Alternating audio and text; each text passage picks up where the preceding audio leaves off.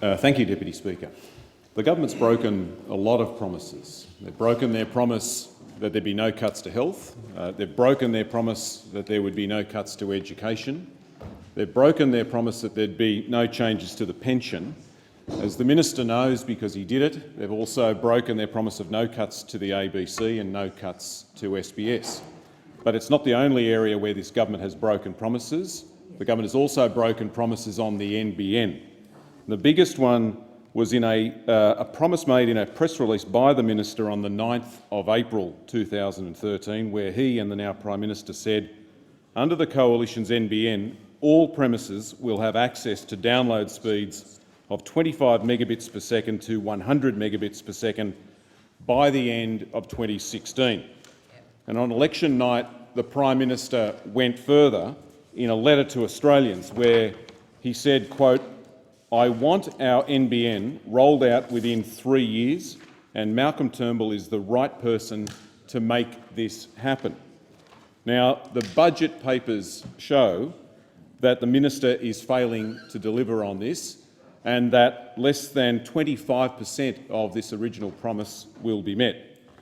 The government promised before the election that everyone would have access to 25 megabits per second by the end of next year, by the end of 2016, all 11.3 million homes. And the budget overview says that only 3.1 million homes and businesses are anticipated to have the NBN in place or under construction by September 2016.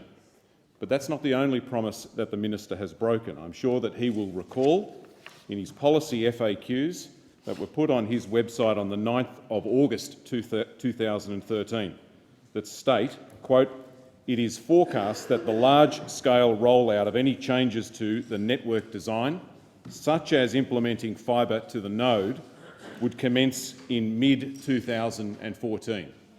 Well, that did not happen. It didn't happen mid-last year. It's now mid-2015, and the large-scale rollout of fibre to the node still hasn't started. So the government is at least a year behind. The minister in opposition was also very critical of the cost of the NBN. In 2013, the minister promised in his election policy document at page 15 that the NBN under this government would cost $29.5 billion, but he's failed to deliver on this promise as well.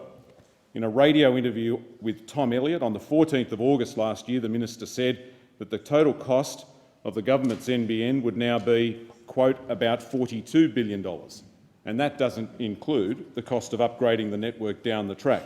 So what you get for this? What do you get for this? You get a second-rate NBN, a network that includes fibre to the node that Simon Hackett, who the minister appointed to the NBN board, said recently, quote unquote, sucks. And he continued, quote, "If I could wave a wand, it's the bit I would erase." In short, Deputy Speaker, under this minister, the NBN is rolling out slower than he promised, and it's more expensive than he promised. In his election policy, he also stated at page 2, quote, "Suburbs, regions, towns and business districts with the poorest services and greatest need for upgrades would receive first priority." The minister is also breaking this promise as well.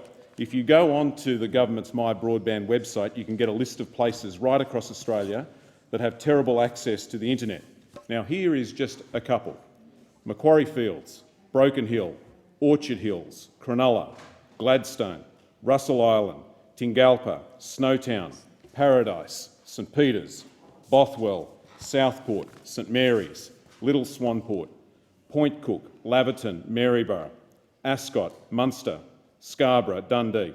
Minister, if you go to your website, there are parts of these places that are ranked E for broadband availability and E for broadband quality. That is the lowest rating available on your website.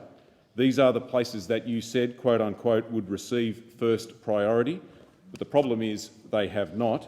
They're not on the NBN rollout plan. They're not being prioritised.